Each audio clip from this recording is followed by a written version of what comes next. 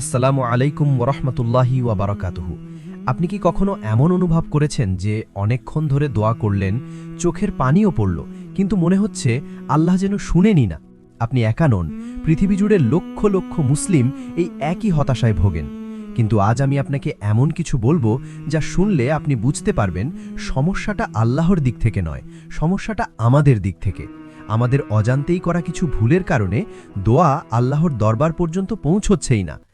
আজকের ভিডিওতে আমরা জানব ঠিক কি কারণে দোয়া কবুল হয় না, কিভাবে দোয়া করলে আল্লাহ সবচেয়ে বেশি খুশি হন, এবং সব নিয়ম মানার পরেও যদি দোয়া কবুল হতে দেরি হয় তাহলে আসলে কি হচ্ছে। আমাদের প্রতিটি তথ্য পবিত্র কোরআন এবং সহিহ হাদিসের রেফারেন্স সহ দেওয়া হচ্ছে, তাই পুরো ভিডিওটি মনোযোগ দিয়ে দেখুন। আজ আমরা কথা বলবো এমন একটি বিষয় নিয়ে যা প্রতিটি মুমিনের জীবনের সাথে সরাসরি জড়িত। দোয়া কেন কবুল হয় না এবং কিভাবে দোয়া করলে আল্লাহ কবুল করেন। দোয়া কেন কবুল হয় না? প্রধান কারণগুলো। ১ নম্বর কারণ, হারাম উপার্জন। সহিহ মুসলিমের 1015 নম্বর হাদিসে রাসূলুল্লাহ সাল্লাল্লাহু আলাইহি ওয়াসাল্লাম এক ব্যক্তির কথা বললেন। সে দীর্ঘ সফর করে ধুলোমলিন অবস্থায় আকাশের দিকে হাত তুলে দোয়া করছে, ইয়া রব, ইয়া রব, কিন্তু তার খাদ্য হারাম, পানীয় হারাম, পোশাক হারাম। রাসূলুল্লাহ সাল্লাল্লাহু আলাইহি ওয়াসাল্লাম বললেন, তার দোয়া কিভাবে কবুল হবে? অর্থাৎ সুদের লেনদেন, ঘুষ, প্রতারণা বা মিথ্যার মাধ্যমে আসা উপার্জন দিয়ে জীবন চললে দোয়া কবুল হওয়ার পথ বন্ধ হয়ে যায়। ২ নম্বর কারণ, অন্যের উপর জুলম করা। আপনি যদি কারো হক নষ্ট করেন, কাউকে অত্যাচার করেন, তাহলে সেই মজলুমের দোয়া আল্লাহর কাছে সরাসরি পৌঁছে যায় এবং আপনার দোয়া আটকে যায়। রাসূলুল্লাহ সাল্লাল্লাহু আলাইহি ওয়াসাল্লাম সহিহ বুখারীর 1496 নম্বর হাদিসে বলেছেন, মজলুমের দোয়াকে ভয় করো, কারণ তার এবং আল্লাহর মাঝে কোনো পর্দা নেই। ৩ নম্বর কারণ, সৎ কাজের আদেশ ও অসৎ কাজের নিষেধ না করা। ইসলামে এটি একটি ফরজ দায়িত্ব। যখন একটি সমাজে মানুষ অন্যায় দেখেও চুপ থাকে, কাউকে সতর্ক করে না, তখন সেই সমাজের সামষ্টিক দোয়া দুর্বল হয়ে পড়ে। ৪ নম্বর কারণ, দোয়ার ভাষায় ভুল করা। অনেকে বলেন, হে আল্লাহ, তুমি চাইলে আমাকে ক্ষমা করো, হে আল্লাহ, তুমি চাইলে আমাকে রহমত করো। সহিহ বুখারীর 7477 নম্বর হাদিসে রাসূলুল্লাহ সাল্লাল্লাহু আলাইহি ওয়াসাল্লাম বলেছেন, এভাবে বলো না, কারণ আল্লাহকে কেউ আদেশ করতে পারে না, তিনি যা চান তাই করেন। দৃঢ়ভাবে চাও, কারণ আল্লাহর কাছে কোনো কিছু দেওয়া কঠিন নয়। ৫ নম্বর কারণ, উচ্চস্বরে ও লোক দেখিয়ে দোয়া করা। সূরা আরাফের ৫৫ নম্বর আয়াতে আল্লাহ বলেন, তোমাদের প্রতিপালককে ডাকো বিনীতভাবে এবং গোপনে। আর সূরা আরাফের ৫৬ নম্বর আয়াতে বলেন, তোমরা আল্লাহকে ডাকবে ভয় এবং আশার সাথে। ৬ নম্বর কারণ, ভুল নামে আল্লাহকে ডাকা। আল্লাহকে এমন কোনো নামে ডাকা যা আল্লাহ বা রাসূলুল্লাহ সাল্লাল্লাহু আলাইহি ওয়াসাল্লাম বলেননি, এটি সম্পূর্ণ ভুল। ৭ নম্বর কারণ, দোয়া না করা। এটি অনেকে জানেন না। সুনানে তিরমিজির 3373 নম্বর হাদিসে রাসূলুল্লাহ সাল্লাল্লাহু আলাইহি ওয়াসাল্লাম বলেছেন, যে ব্যক্তি আল্লাহর কাছে চায় না, আল্লাহ তার উপর রাগান্বিত হন। অর্থাৎ দোয়া না করাটাই নিজেই একটি বড় ভুল। এই কারণগুলো শুনে হয়তো মনে হচ্ছে, আমি তো এই ভুলগুলো করি না, তারপরেও কেন আমার দোয়া কবুল হচ্ছে না? এর পেছনে একটি গভীর রহস্য আছে যা আমরা একটু পরেই জানব। তার আগে চলুন জেনে নিই কিভাবে দোয়া করলে আল্লাহ সবচেয়ে বেশি খুশি হন। দোয়া করার সুন্নাহসম্মত পদ্ধতি। প্রথম ধাপ, হাত তুলে দোয়া করুন। সালমান আল ফারসি রাদিয়াল্লাহু আনহু থেকে বর্ণিত মুসনাদে আহমদ, সুনানে তিরমিজি এবং সুনানে আবু দাউদে রাসূলুল্লাহ সাল্লাল্লাহু আলাইহি ওয়াসাল্লাম বলেছেন, তোমাদের রব লজ্জাশীল এবং দানশীল। তার বান্দা যখন 2 হাত তুলে দোয়া করে, তখন তিনি সেই হাত খালি ফিরিয়ে দিতে লজ্জা বোধ করেন। সুবহানাল্লাহ! ভাবুন, আল্লাহ নিজে লজ্জা পান আমাদের খালি হাতে ফেরাতে। তাই বেশি বেশি হাত তুলে দোয়া করুন। 2 নম্বর ধাপ, আল্লাহর প্রশংসা দিয়ে শুরু করুন। সরাসরি চাওয়া শুরু করবেন না। প্রথমে বলুন, আলহামদুলিল্লাহি রব্বিল আলামিন, অর্থাৎ সমস্ত প্রশংসা আল্লাহর, যিনি জগৎসমূহের প্রতিপালক। তৃতীয় ধাপ, রাসূলুল্লাহ সাল্লাল্লাহু আলাইহি ওয়াসাল্লামের উপর দরুদ পড়ুন।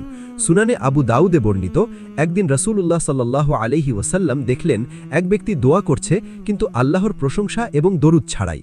রাসূলুল্লাহ সাল্লাল্লাহু আলাইহি ওয়াসাল্লাম বললেন, এই ব্যক্তি তাড়াহুড়া করেছে। এরপর তিনি বললেন, যখন তোমাদের কেউ দোয়া করে, সে যেন প্রথমে আল্লাহর প্রশংসা করে, তারপর নবীর উপর দরুদ পড়ে, এরপর যা ইচ্ছা চায়। সর্বোত্তম দরুদ হল দুরুদে ইব্রাহিম, যেটা আমরা নামাজে পড়ি। চতুর্থ ধাপ, দৃঢ় বিশ্বাস ও কান্নাকাটি করে চাওয়া। কখনো ভাববেন না, আমি তো পাপী, আল্লাহ কি আমার দোয়া শুনবেন? সুনানে তিরমিজির 3479 নম্বর হাদিসে রাসূলুল্লাহ সাল্লাল্লাহু আলাইহি ওয়াসাল্লাম বলেছেন, আল্লাহর কাছে দোয়া করো এই দৃঢ় বিশ্বাস নিয়ে যে তিনি অবশ্যই কবুল করবেন, কারণ আল্লাহ অমনোযোগী ও উদাসীন অন্তরের দোয়া কবুল করেন না। জান্নাতুল ফেরদাউসের আশা নিয়ে কান্নাকাটি করে বিনীতভাবে চাইলে আল্লাহ অত্যন্ত খুশি হন। পঞ্চম ধাপ, নিজের জন্য, পিতামাতার জন্য এবং সকল মুসলিমের জন্য দোয়া করুন। সূরা ইসরার ২৪ নম্বর আয়াতে আল্লাহ পিতামাতার জন্য দোয়া শিখিয়েছেন, রব্বির হামহুমা কামা রব্বায়ানি সগীরা, অর্থাৎ হে আল্লাহ, তাদের উপর রহম করো যেভাবে তারা শিশুকালে আমাকে লালন পালন করেছে।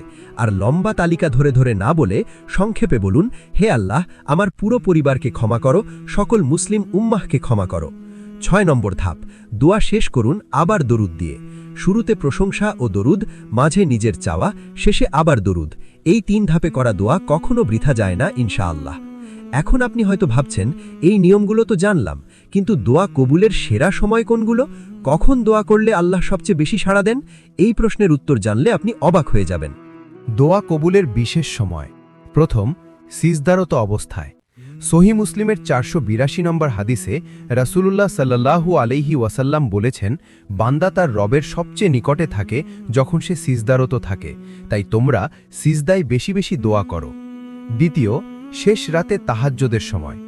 সহিহ বুখারীর ১১৪৫ নম্বর হাদিসে আছে, প্রতি রাতের শেষ তৃতীয়াংশে আল্লাহ দুনিয়ার আসমানে আসেন এবং বলেন, কে আছে আমাকে ডাকবে, আমি সাড়া দেব, কে চাইবে আমি দেব, কে ক্ষমা চাইবে আমি ক্ষমা করব। তৃতীয়, আজান ও ইকামতের মাঝে। সুনানে আবু দাউদের ৫২১ নম্বর হাদিসে আছে, আজান ও ইকামতের মাঝে দোয়া ফিরিয়ে দেওয়া হয় না। চতুর্থ, জুমার দিনের শেষ সময়। সহিহ বুখারীর ৯৩৫ নম্বর হাদিসে রাসূলুল্লাহ সাল্লাল্লাহু আলাইহি ওয়াসাল্লাম বলেছেন, জুমার দিনে এমন একটি মুহূর্ত আছে যখন কোনো মুসলিম দোয়া করলে আল্লাহ অবশ্যই কবুল করেন। অনেক আলেম বলেছেন এটি আসরের পর থেকে মাগরিবের আগ পর্যন্ত। সব নিয়ম মানার পরেও দোয়া কবুল হতে দেরি হলে? এখন সবচেয়ে গুরুত্বপূর্ণ প্রশ্ন, সব নিয়ম মানলাম, সেরা সময়ে দোয়া করলাম, তারপরেও দোয়া কবুল হচ্ছে না, তখন কি করবেন? সূরা বাকারার ২১৬ নম্বর আয়াতে আল্লাহ বলেন, যেটা অপছন্দ করো সেটা হয়তো তোমাদের জন্য ভালো, আর যেটা পছন্দ করো সেটা হয়তো তোমাদের জন্য ভালো না। আল্লাহ জানেন, তোমরা জানো না। ধরুন আপনি একটি বড় চাকরির জন্য দোয়া করলেন, কিন্তু পেলেন না। পরে দেখা গেল সেই কোম্পানিতে বড় দুর্নীতি হলো, সবাই বরখাস্ত হলো। আল্লাহ আসলে আপনাকে সেই বিপদ থেকে বাঁচিয়েছিলেন। তখন কি আপনি বুঝতে পারবেন আল্লাহর হিকমত কতটা গভীর? আর সুনানে তিরমিজির ৩৫৩৩ নম্বর হাদিসে রাসূলুল্লাহ সাল্লাল্লাহু আলাইহি ওয়াসাল্লাম বলেছেন, কোনো মুসলিম যখন দোয়া করে আল্লাহ তাকে ৩টির একটি অবশ্যই দেন। হয় দুনিয়াতে কবুল করেন, অথবা আখিরাতের জন্য জমা রাখেন, অথবা সমপরিমাণ কোনো বিপদ দূর করে দেন। সাহাবীরা শুনে বললেন, তাহলে তো আমরা আরও বেশি দোয়া করব। রাসূলুল্লাহ সাল্লাল্লাহু আলাইহি ওয়াসাল্লাম বললেন, আল্লাহর কাছে তো আরও অনেক বেশি আছে। এবং সহিহ বুখারীর ৬৩৪০ নম্বর হাদিসে তিনি বলেছেন, তোমাদের দোয়া কবুল করা হয় যতক্ষণ না তোমরা তাড়াহুড়ো করে বলো, আমি তো দোয়া করলাম কিন্তু কবুল হলো না।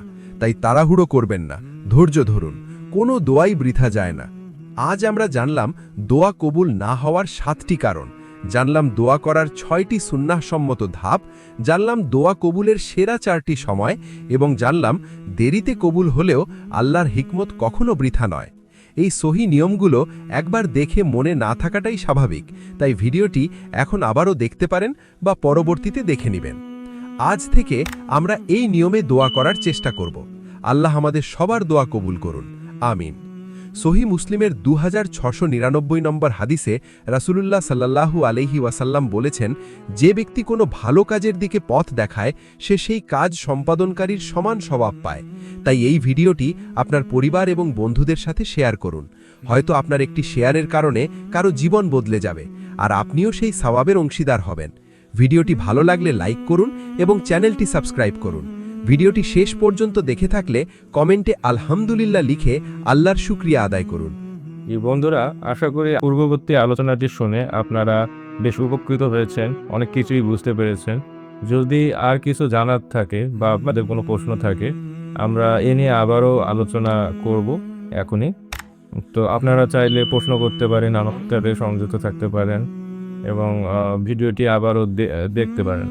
তো আমরা দোয়া নিয়ে আবারও বেশ কিছু কথা বলবো, কেন দোয়া কবুল হচ্ছে না বা কি করলে দোয়া কবুল হতে পারে, দোয়া কবুলের শর্তগুলো, কোন সময় দোয়া করা বেশি ফজিলতময়, তো দোয়া আমরা সব সময় করে থাকি, কোনো সময় আমরা ভাবি দোয়া কবুল হচ্ছে, আবার কোনো সময় মনে হচ্ছে যে আমার দোয়াটা কবুল হয়নি। আসলে সব দোয়াই আল্লাহর কাছে কবুল হয়, কিন্তু কিছু নিয়ম রয়েছে, যে নিয়মে যদি আমরা দোয়া করে থাকি সেটা আল্লাহর কাছে সবচেয়ে বেশি গ্রহণযোগ্য হয়ে থাকে। তিনি সন্তুষ্ট থাকেন। তো তার সন্তুষ্টির মাধ্যমেই কিন্তু আমরা আমাদের মনের ইচ্ছাটা তার মাধ্যমে পূরণ করে নিতে পারি। তো আমরা সবার আগে জানবো যে দোয়া কিভাবে করতে হয় আর দোয়া কেন কবুল হচ্ছে না। অনেক সময় আমাদের দোয়া কবুল হয় না, আমরা সেটা নিয়ে চিন্তিত থাকি। আসলে আমাদের কোথায় ভুল হচ্ছে, আসলে কিভাবে দোয়াটা করা উচিত যাতে আল্লাহর কাছে বেশি গ্রহণযোগ্য হয়। তো দোয়া কবুলের না হওয়ার পেছনে বেশ কিছু কারণ রয়েছে। তার মধ্যে অন্যতম কারণ হচ্ছে হালাল উপার্জন না হওয়া বা হারাম উপার্জনের মধ্যে থাকা। তো হারাম উপার্জন করে আসলে কোনো ইবাদত বা দোয়া কবুল হয় না। তো আমাদের উচিত হালাল জীবিকা সন্ধান করা, হারামে থাকলে সেটা থেকে বেরিয়ে আসা। তার কারণ হারাম উপার্জনের মাধ্যমে আমরা জীবনে যা করি এটা আল্লাহর কাছে অপছন্দনীয়। তো এর মাধ্যমে আসলে রুজি এবং আয়ে কোনো বরকত থাকে না। এটা তো আমরা চেষ্টা করব হালাল উপার্জনের মাধ্যমে জীবন ধারণ করার জন্য এবং হালাল উপার্জন করে দোয়া করা। এতে আল্লাহ তাআলা আমাদের উপর খুশি থাকবেন। ২ নম্বর কারণ হতে পারে অন্যের উপর জুলুম করা। দেখা যায় দোয়া যিনি করেন, দোয়াকারী ব্যক্তি হয়তোবা কারো উপর জুলুম করেছেন, কারো অন্যায়ভাবে হক নষ্ট করেছেন, কারো প্রতি অবিচার করেছেন। তো যতক্ষণ পর্যন্ত তিনি তার হককে ফিরিয়ে না দেন বা তার অন্য ভাইয়ের উপর জুলুম করা বন্ধ না করেন, অনেক সময় আল্লাহ তাআলা এ কারণে নারাজ থাকেন এবং এটাও একটা কারণ হতে পারে দোয়া কবুল না হওয়ার। দেখা যাচ্ছে দোয়াকারী ব্যক্তি খুব মনে প্রাণে দোয়া করছেন, দোয়ার প্রায় সব শর্তই মানছেন, সুন্নতি তরিকায় দোয়া করছেন, কিন্তু তারপরেও তার দোয়া কবুল হচ্ছে না। তার মনে সন্দেহ থাকতে পারে বা কেন দোয়া কবুল হচ্ছে না? তার মধ্যে হতাশা কাজ করতে পারে, এটা থেকে দুঃখ পেতে পারেন। কিন্তু তাকে খুঁজে বের করতে হবে মানে তার কোনো গাফিলতি আছে কিনা বা কোনো কমতি আছে কিনা দোয়া করার মধ্যে বা তার চলাফেরার মধ্যে। তো এই জিনিসটা আমাদেরকে খেয়াল রাখতে হবে যে আমরা কোনো কারণে কাউকে কষ্ট দিচ্ছি কিনা, কারো প্রতি জুলুম করছি কিনা, অন্যায় অবিচার যদি কারো পাওনা বা কোনো হক থাকে, তো আমাদের যদি সাধ্যে থাকে সেটা তাকে যথাসময়ে তার কাছে পৌঁছে দেওয়া বা ফেরত দেওয়া। তো এটা একটা ২ নম্বর কারণ এবং ৩ নম্বর কারণ হতে পারে সৎ কাজের আদেশ এবং অসৎ কাজে নিষেধ না করার কারণ। দোয়াকারী ব্যক্তি ভাবতে পারেন আমি তো সব ভালো কাজ করি, আমার জীবিকা হালাল, আমি অন্যের প্রতি অবিচার অন্যায় করি না বা কারো প্রতি জুলুম করছি না, তারপরেও কেন আমার দোয়া কবুল হচ্ছে না? এ নিয়েও তার মধ্যে দ্বিধাদ্বন্দ্ব কাজ করতে পারে। কিন্তু দেখা যায় আমাদের আশেপাশে অনেক খারাপ কাজ ঘটে। আমরা অনেক সময় বাধা দেই না বা সামর্থ্য থাকা সত্ত্বেও সেটাতে নিষেধ করি না। আবার অনেক সময় ভালো কাজে আমরা কাউকে সহযোগিতা করি না। তো এ কারণে আল্লাহ তাআলা নারাজ হতে পারেন। এটাও হতে পারে দোয়া মানে সেই সময় কবুল না হওয়ার একটা কারণ বা দেরিতে কবুল হচ্ছে। তো আমাদের উচিত যে আশেপাশে মানুষকে ভালো কাজে সহযোগিতা করা বা তাদেরকে আদেশ দেওয়া। আর যে কোনো অন্যায় হলে আশেপাশে অন্যায় ঘটলে সেগুলো থেকে মানুষকে বিরত রাখা বা নিষেধ করা। যে ভালো-মন্দের ব্যাপারটা বুঝিয়ে বলা। এর ফলে আল্লাহ তাআলা দোয়াকারী ব্যক্তির উপর খুব রাজি খুশি হতে পারেন এবং ওই ওসিলায় হলেও ইনশাআল্লাহ আল্লাহ তিনি যদি চান তার দোয়াটা কবুল হতে পারে। ৪ নম্বর কারণ থাকতে পারে দোয়ার ভাষার উপর। অনেক সময় আমরা দোয়ার ভাষায় হয়তোবা একটু গরমিল করে থাকি। এ কারণেও দোয়া কবুল হতে বিলম্ব হতে পারে। তো আল্লাহর কাছে এমনভাবে চাইতে হবে আদবের সহিত যাতে তিনি খুশি হন আমাদের প্রতি এবং খুব সহজেই দোয়া কবুল করে নেয়। এবং ৫ নাম্বার কারণ হতে পারে উচ্চস্বরে এবং লোক দেখিয়ে দোয়া করা। আমরা অনেক সময় দোয়া করি আশেপাশের লোকদেরকে দেখিয়ে বা কাউকে দেখাতে চাই বা নিজেকে বড় করে। তো এইরকম বা অনেক সময় উচ্চস্বরে দোয়া করি। মানে দোয়া জিনিসটা অন্তরের বিষয়। এটা আমরা চাইলে মনে মনেও দোয়া করতে পারি, হাত তুলেও দোয়া করতে পারি, সমস্যা নেই। তো আদবের সহিত দোয়া করব। ইনশাআল্লাহ আল্লাহ তাআলা আমাদের দোয়াগুলোকে কবুল করবেন। ৬ নম্বর কারণ হতে পারে যে ভুল নামে আল্লাহকে ডাকা। আল্লাহর গুণবাচক ৯৯টি নাম আছে। আমরা চাইলে সেগুলো সেই নামগুলো ধরে আল্লাহকে ডেকে অন্তর থেকে ডাকার মাধ্যমে তাকে দোয়া কবুল করে নিতে পারি আল্লাহর কাছ থেকে। তো সঠিক নামে আল্লাহকে ডাকতে হবে এবং সঠিকভাবে সঠিক পদ্ধতিতে। ৭ নম্বর কারণ হতে পারে দোয়া না করা। আমরা অনেক সময় দোয়াই করতে চাই না, ভাবি যে সবকিছু আপনা আপনি হয়, দোয়ার ফজিলত সব মানতে চাই না।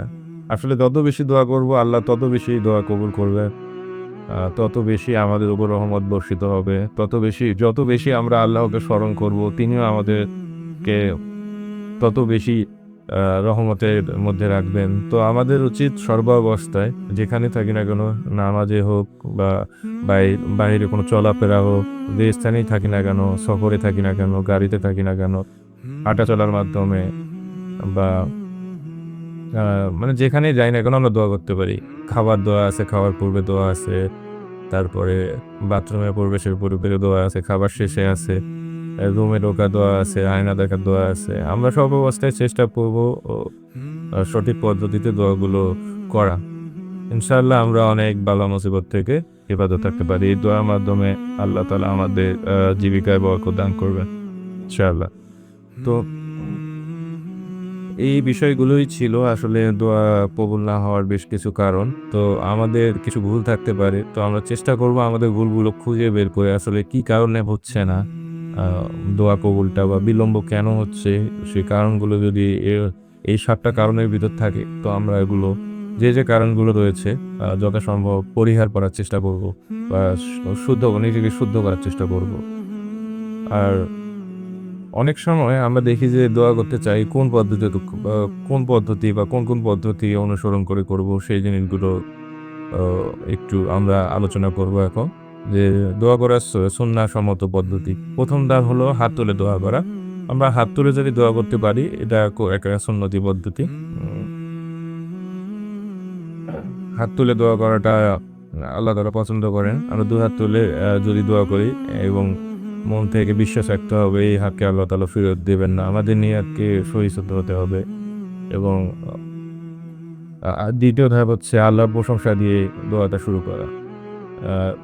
আমরা আল্লাহর কাছে যে কোনো জিনিস চাই দোয়ার মাধ্যমে, তো তার প্রশংসা দিয়ে যদি আমরা দোয়াটা শুরু করি, এর চেয়ে ভালো হয় না আসলে।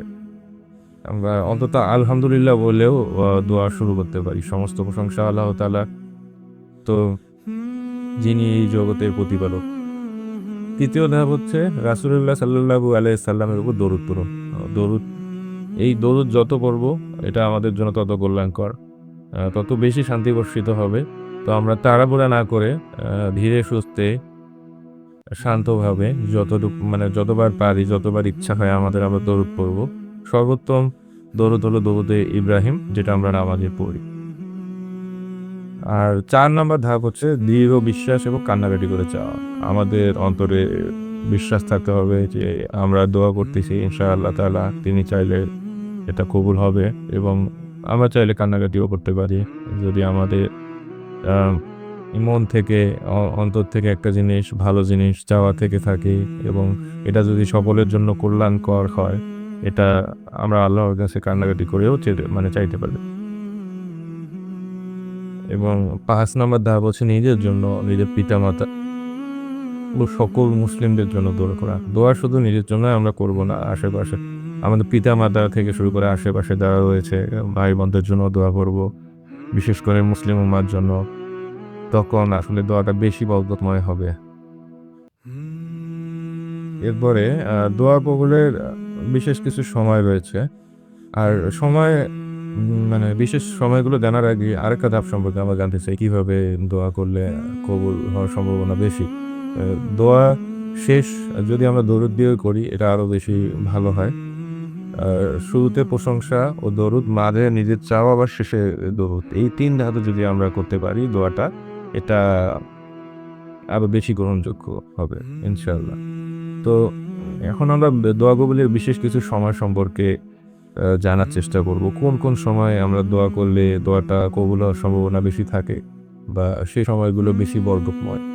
তো সিজদারত অবস্থা একটা দোয়া কবুলের সবচেয়ে আদর্শ সময় বা জায়গা।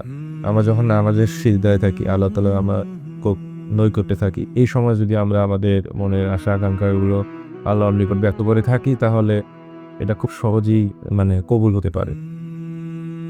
দ্বিতীয় হচ্ছে শেষ রাতে তাহাজ্জুদের সময়, তাহাজ্জুদের নামাজে যখন চারিদিক নীরব, সবাই ঘুমিয়ে গেছে, একটা মানে আমরা ঘুম ছেড়ে বিছানা ছেড়ে আল্লাহর কাছে দোয়া করতে বসেছি, এই সময় যদি আমরা দোয়া করি, এটা আসলে একটা অন্যরকম মনের মধ্যে অনুভূতি জাগাবে। আর তৃতীয় নম্বর যে বিষয়টি হচ্ছে আজান ও ইকামতের মাঝে, আজান এবং ইকামতের মাঝে আমরা দোয়া বেশি বেশি করার চেষ্টা করব। চতুর্থ হচ্ছে জুমার দিনের শেষ সময়, জুমার দিনের যে শেষ সময়, যে আসর থেকে মাগরিব, এই সময়টা আমরা দোয়া বেশি বেশি করার চেষ্টা করব। এই সময়টাও দোয়া করলে দোয়া কবুল হওয়ার সম্ভাবনা বেশি থাকে, হাদিসে এসেছে। এটা সহিহ বুখারীর হাদিস 935 নম্বর। আর সব নিয়ম মানার পরেও যদি দোয়া কবুল হতে দেরি হয়, তখন আমরা চিন্তা করবো কোন জিনিসগুলো আল্লাহ তাআলা পছন্দ করেন, কোনটা অপছন্দ করেন, সেই কোনটা পছন্দ করেন, কোনটা অপছন্দ করে, সেগুলো মানে পছন্দের কাজগুলো করা এবং অপছন্দের কাজগুলো এড়িয়ে চলা।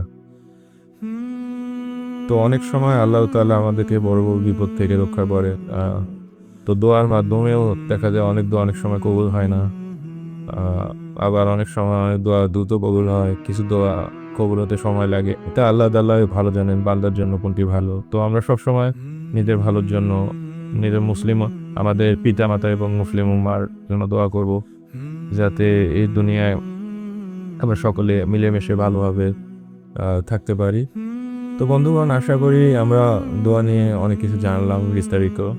এরপরেও যদি আপনাদের কোথাও আরও জানার প্রয়োজন থাকে, তো পরবর্তী ভিডিওতে আপনারা এটা জানাতে পারে, বা এই ভিডিওর কমেন্ট সেকশনে কমেন্ট করে আপনাদের প্রশ্নগুলো রাখতে পারেন। এই দোয়া সম্পর্কে এই ভিডিওটি আপনাদের জীবনে একটু হলেও পরিবর্তন আনতে পারে এবং আপনাদের চলার পথকে আরও মসৃণ করতে পারে, এবং আপনাদের যে দোয়া কবুল হওয়ার যে সম্ভাবনা আরও বেড়ে দিতে পারে যদি আপনারা মনোযোগ দিয়ে এই ভিডিওটা পুরোপুরি দেখেন। তো আশা করি ইনশাআল্লাহ আপনারা আপনাদের যে সমস্যার সমাধানটা পেয়ে যাবেন। তো সকলে ভালো থাকবেন, সকলের জন্য দোয়া করবেন। আজকে এই পর্যন্ত। ইনশাআল্লাহ পরবর্তীতে নতুন কোনো ইসলামী বিষয় নিয়ে আমরা আলোচনায় আবারও আসবো। তো আপনারা সকলে ভালো থাকবেন। আসসালামু আলাইকুম ওয়া রাহমাতুল্লাহি ওয়া বারাকাতুহু।